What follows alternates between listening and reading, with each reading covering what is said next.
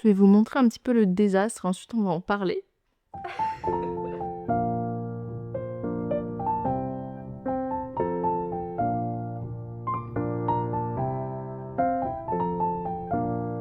Salut à tous, j'espère que vous allez bien. Aujourd'hui on se retrouve dans une nouvelle vidéo, une vidéo qui va être un book haul sur la chaîne. Donc book haul, si vous connaissez pas, c'est le fait de présenter les livres qu'on a achetés, reçus dernièrement. Et là pour mon cas ça va être deux types de livres différents. Le premier ça va être ce que j'ai reçu dans le cadre de Babelio, mais ça je vais vous expliquer un petit peu. Et dans un deuxième cas ça va être le fait que j'ai fait un petit tour à Gilbert Joseph. Je vous inclurai je pense dans cette vidéo les 2-3 plans que j'ai dû faire, pas beaucoup plus de Gilbert Joseph parce qu'il y avait extrêmement beaucoup de monde et que moi ça me gêne vraiment de sortir ma caméra quand il y a du monde. Et pourtant j'en ai passé du temps et je suis ressortie avec 4 petites pépites que je vais vous présenter aujourd'hui. On va commencer par ce qui est lié à Babelio, je pense. J'ai reçu 2 livres. Donc le premier, vous l'avez déjà vu en short sur YouTube et en réel sur Instagram. Donc n'hésitez pas à me suivre sur YouTube et Instagram pour suivre un petit peu tout ça. Je vais vous parler donc d'un livre que j'ai reçu dans le cadre d'une masse critique Babelio, où on peut recevoir un livre en échange d'une chronique sous un mois. Par conséquent, j'ai reçu Partout le même ciel de Hajar Bali. Ce mois-ci, la masse critique, le thème, c'était la littérature générale, si je dis pas de bêtises. En fait, chaque mois, Babelio a un thème général. Vous pouvez avoir de la jeunesse, vous pouvez avoir de l'imaginaire, vous pouvez avoir de la non-fiction. Je sais plus ce qu'il y a d'autre. Une liste, vous postulez à autant de livres que vous voulez et si vous êtes tiré au sort, vous pouvez recevoir un livre en échange d'une chronique sous un mois. Et moi, j'ai pu recevoir ce livre. J'avais postulé à vraiment beaucoup de choses et pour être honnête, moi ce que je fais c'est vraiment soit je connais le livre et j'ai pas besoin de lire le résumé puisque je connais et que je sais il est potentiellement dans ma palle et ce que j'ai envie de le lire, soit je ne le connais pas et dans ce cas-là je lis les résumés et je vois si ça me donne envie, si ça me donne envie je coche la case. Pour Partout le même ciel, ça me donnait envie parce que ça parlait de d'abord d'histoire d'amour parce que c'est quelque chose que j'aime toujours énormément, vous me connaissez. Là, dans ce cas-là, on est avec un couple de lycéens à Alger et ils sont fous amoureux, sauf qu'ils vont commettre l'impair dès le premier chapitre de cambrioler la maison d'une vieille dame pour lui piquer de l'argent. Et ils vont se retrouver avec son fils en revenant en fait sur le lieu du crime. Le fils de cette dame va leur dire ça se passe pas comme ça en fait mes cocos. Et en fait ce fils-là, il est ancien prof de philosophie et ça va être un petit peu une relation d'amitié, de transfert de savoir entre ces deux jeunes adolescents qui sont un peu perdus dans leur vie et de l'autre côté ce prof de philo qui lui a décidé d'arrêter les cours parce que il sentait que le savoir c'était pas quelque chose qui était très important, notamment le savoir philosophique. Il en avait marre en fait de donner des cours à des gens qui n'étaient pas intéressés. Voilà à peu près le résumé et là je vous le fais on va dire après avoir commencé le livre puisque j'en suis actuellement à la page 116 donc j'ai déjà bien avancé sur ce livre. Pour tout vous dire, je m'imaginais pas du tout que ce serait une histoire comme ça. Il y a quelques petits trucs auxquels je suis confrontée que j'ai pas l'habitude en fait, puisque là on est sur la littérature générale. C'est dans les années 2010, on peut le classer un petit peu comme du contemporain. J'ai pas l'habitude de lire ce genre de livre et il y a quelques petites choses qui, par ce fait que je n'ai pas l'habitude, me chafouinent un peu, on va dire ça comme ça. Déjà, juste le fait, la première scène où on a ce fameux cambriolage, moi j'étais hyper mal pour la vieille dame, sachant que tu sens que c'est des enfants qui le font, mais sans vraiment... Alors la jeune fille a une considération, mais le jeune homme pas forcément, et au début j'étais là, oula, est-ce qu'on va vraiment nous parler d'une histoire d'amour? Je vous fais pas de chronique ici, je suis quand même à fond dans l'histoire, j'ai envie de tourner les pages, ce qui aurait pu être totalement un flop, et j'aurais été en mode comment je vais finir ça à temps. Et en fait non, parce que 116, je l'ai lu en une journée, je l'ai commencé hier, il me semble, et voilà, j'ai lu 116 pages. Donc je suis quand même à fond dans l'histoire et je vais pouvoir vous en parler plus dans un vlog qui arrivera très bientôt sur la chaîne. Donc on se retrouve très vite pour parler de ce livre.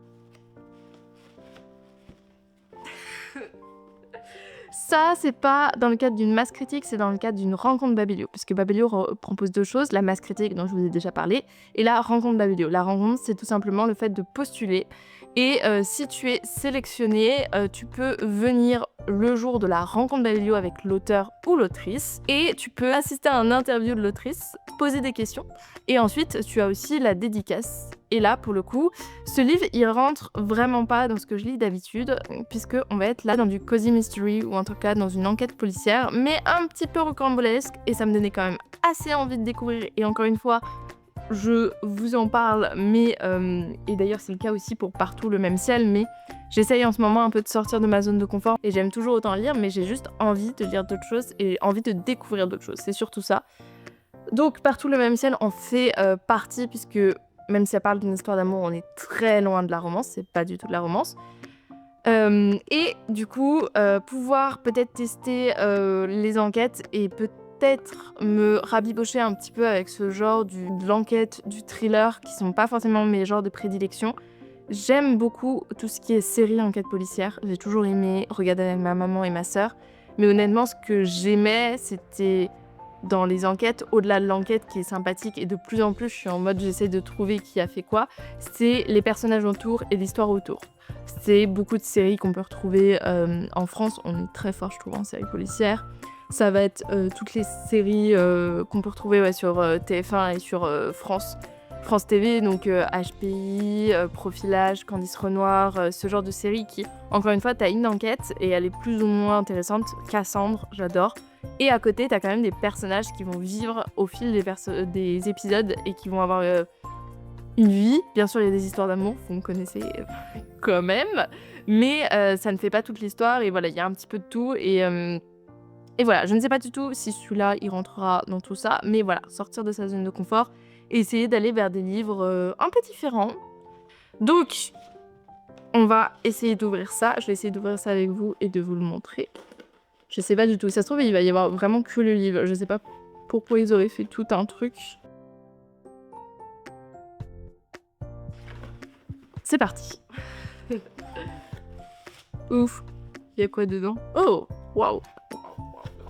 Déjà, il y a des pétales de rose. J'ai jamais reçu de box. Je suis vraiment hyper impressionnée, émue d'avoir juste une box. Je vous avoue, ça me fait un peu flipper. Des lettres, des lettres, des lettres. Les poèmes de Baudelaire sont pareils à ces perles de pluie chantées par Brel, venant d'un pays qu'il était seul à connaître, un pays de brume et d'ombre, d'où il fit jaillir le soleil, quelle que fût la vie et ses folies.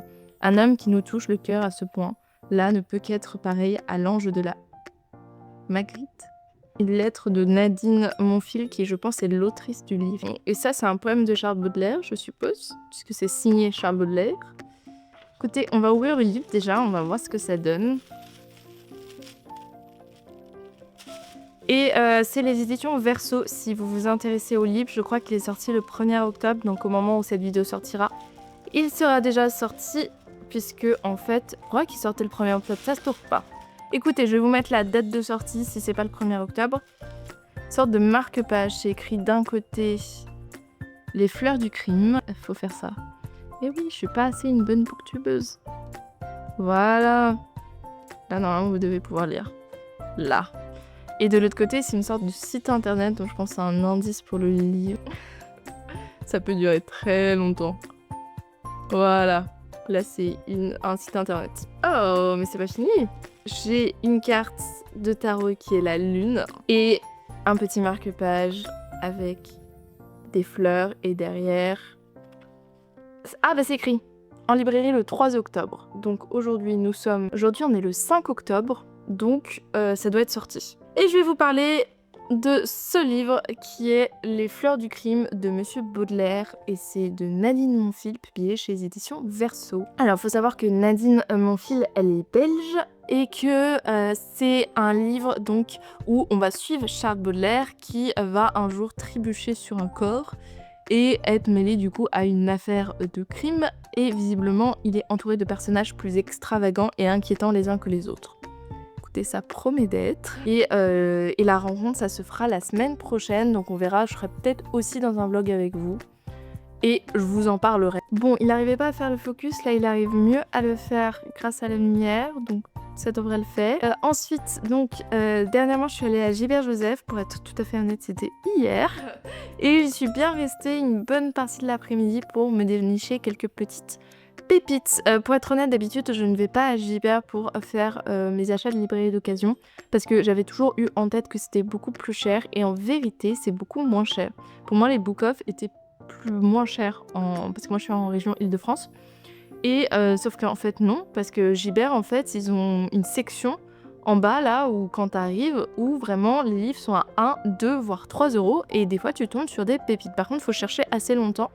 Et ensuite, quand tu rentres dans la librairie, tu vas vers les livres qui t'intéressent, et en fait, t'as les livres neufs qui côtoient les livres d'occasion, donc ça te permet de te dire, bon, imagine, j'ai envie de ce livre, ça permet de voir si tu le veux d'occasion.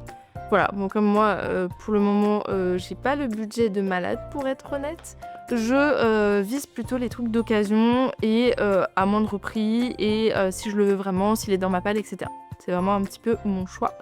Et j'ai trouvé 4 livres qui ont rejoint ma palle et je suis trop contente, c'est vraiment que des petites pépites. Alors, en tout premier, donc dans les livres qu'ils appellent les éco-lectures, ceux qui sont tout devant quand vous rentrez, il y a des bacs avec ça et qui sont vraiment pas chers. J'ai trouvé en tout premier 7 petites romances de Noël qui me donnent envie parce que c'est les éditions Bookmark et que, à mon sens, dans les romances de Noël, ils sont plutôt doués et du coup j'avais très envie de lire cette petite romance. C'est Devine qui vient dîner à Noël. Donc là, on est sur un scénario un petit peu classique, on va dire, des romances de Noël. On est sur Jonah Gray, qui est assez riche et qui est PDG d'une grande entreprise, qui se sent seul pour Noël et qui va décider d'inviter un de ses employés pour un repas le soir de Noël. Si j'ai bien compris, on va voir, classique. Je pense vous faire cette année aussi une petite vidéo sur les romances de Noël que j'ai lues et qu'est-ce que j'en ai pensé. Ça vous avait bien plu l'année dernière et c'est vraiment quelque chose que j'aimerais remettre en place, mais pour ça il faut que je lise plein de romances de Noël au mois de novembre, ce qui n'est pas totalement gagné avec toutes les lectures que j'ai. Donc on verra ce qui est possible, mais lui j'aimerais bien le mettre dans cette palle de Noël. Autre livre, La Belle et la Bête de Florian Joseph Frisson Roche, c'est la maison d'édition. Ce livre, je ne le connaissais pas du tout pour le coup et ça fait partie des livres où tu es intrigué par le titre ou par la page de couverture, tu retournes et tu te dis waouh, ça peut être une histoire vraiment incroyable. Ici, on est plus ou moins sur une réécriture de La Belle et la Bête. Ça aussi, je vous en ai déjà parlé un nombre incalculable de fois, le fait que j'avais beaucoup de livres dans cette thématique et que j'aimerais bien à un moment faire un vlog. Et je me dis pourquoi pas ce livre le mettre en fait dans ce vlog parce qu'il va sortir vraiment des autres, parce que toutes les autres sont de la romance. Là, on est sur une réécriture, on va dire, un peu en forme moderne.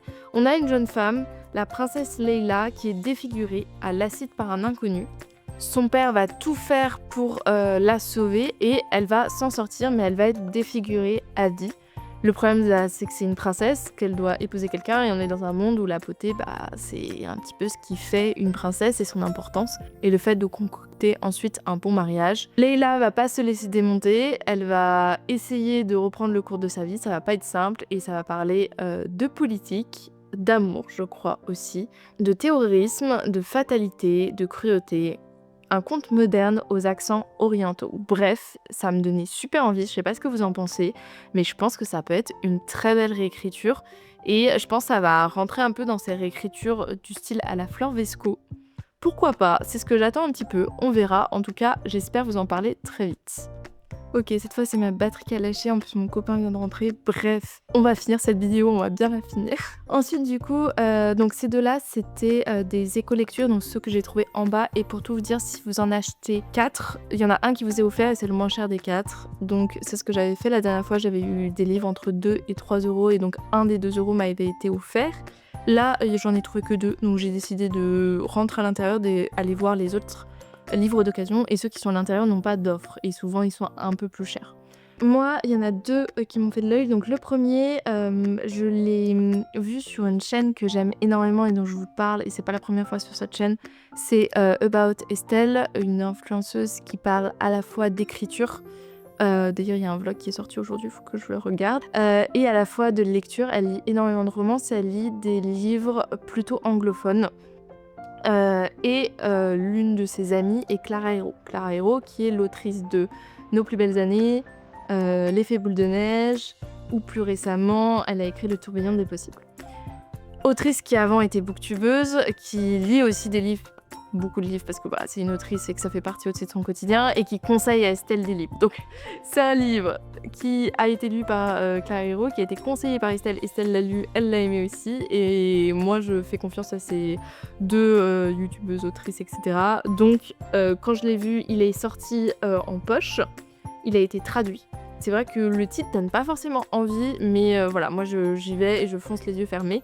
C'est Mon homme marié de Madeleine Gray, publié chez les éditions HarperCollins Poche. Donc pour l'histoire, on est avec Hera qui rencontre un homme à 24 ans, donc c'est un de ses collègues qui est marié, et elle s'en rend compte après avoir commencé une histoire avec lui. Et en fait, elle va pas forcément réussir à mettre fin à cette relation, et c'est un petit peu cette histoire-là.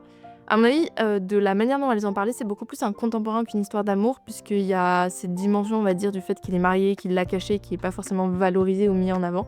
Visiblement, ça parle beaucoup de sujets très intéressants. Je veux pas dire de bêtises, donc je vais pas vous dire les sujets, parce que voilà, je veux pas dire des choses qui ne sont pas vraies, mais des sujets, je pense, sur cet âge-là, de la vingtaine, d'être relation, justement, qui est compliqué du fait de se connaître, de savoir peut-être quand mettre fin à une relation qui ne vous apporte pas que du bien. Bref, je ne sais pas du tout ce que ça va donner. Je fais confiance et je fonce, et j'espère vous en donner des nouvelles très bientôt et pouvoir vous dire ce que j'en pense. Enfin, dernier livre que j'ai trouvé, alors cette fois au rayon imaginaire. Je l'avais vu sur des chaînes YouTube, je l'avais vu à la Wacom, mais j'ai jamais passé le pas. Et je crois que cette année, pour la première fois, il n'est pas à la Wacom. Et j'ai trouvé un de ses livres, du coup, je sais pas comment le prononcer, Erabondus, de Gustave Auguste. En fait, c'est de la romance MM imaginaire, et en plus, c'est de l'illustré pour de l'adulte. Donc c'est quelque chose qui est assez spécial. Et d'ailleurs, je crois que j'ai vu des réels de l'auteur qui disaient qu'il avait eu beaucoup de mal à publier en fait et à mettre dans les librairies ses livres, parce qu'en fait, ça se faisait pas trop de l'illustré pour de l'adulte. Voilà, le livre a l'air très court, c'est ça qui me perturbe un petit peu. J'ai un peu peur que ça aille beaucoup trop vite pour l'histoire qui est racontée, surtout quand on parle de fantasy. Donc en gros, on a un jeune homme qui est le roi Lazare, qui est frappé par une malédiction. Il y a une jeune femme, Diane, avec qui il a une relation amoureuse, puisqu'elle dit que c'est son premier amour, qui veut essayer de le sortir de cette malédiction, et qui va quémander à son ami Enzo de sortir le roi Lazare de cette malédiction, sauf que bien évidemment il va y avoir d'autres petits soucis, comme le fait que potentiellement les deux jeunes hommes vont être, je suppose, attirés l'un par l'autre. Le fait que ce soit court, ça me fait deux choses. Un, bah peut-être que ce sera plus simple à lire et plus rapide et aussi sympathique. Et deux, peut-être que le monde ne sera pas assez développé, les choses pas assez développées. J'ai regardé pour voir si c'était pas un tome 2, etc. Donc j'espère que je me suis pas trompée, que c'est pas, voilà, deuxième tome. Normalement j'ai lu les résumés et tout ça pour savoir que c'était pas un deuxième tome. Bref, je trouve que ce travail est assez incroyable et j'avais envie de passer le pas, et je suis trop contente de m'être procuré ce livre. Donc voilà pour les petits livres que je me suis procuré, plus les livres de réception de Babelio, et je suis vraiment trop contente. Je vais pouvoir vous parler de toutes ces lectures, et merci à tous ceux qui se sont abonnés, ça fait trop plaisir. Petite information, je le dis là en fin de vidéo, vous n'êtes pas hyper nombreux à avoir postulé pour le concours de Wacom sur ma vidéo de la Wacom justement. Par contre, énormément sur Insta. Je sais plus où j'en étais du coup. Si vous êtes intéressé par le concours de la Wacom que je fais sur Insta et YouTube, n'hésitez pas à participer aux deux, et notamment sur YouTube, parce que vous êtes peu à avoir participé par rapport à Insta, et il y a plus de place vis-à-vis du concours YouTube. Donc voilà, n'hésitez pas vraiment. Et sinon, à vous abonner comme d'habitude, à mettre un petit commentaire, ça fait trop plaisir. Vous êtes certains à mettre un peu plus de commentaires sur toutes mes vidéos, et ça me fait vraiment trop plaisir. Et voilà, vous êtes trop bien. Je vous dis à la semaine prochaine pour une autre vidéo. Salut!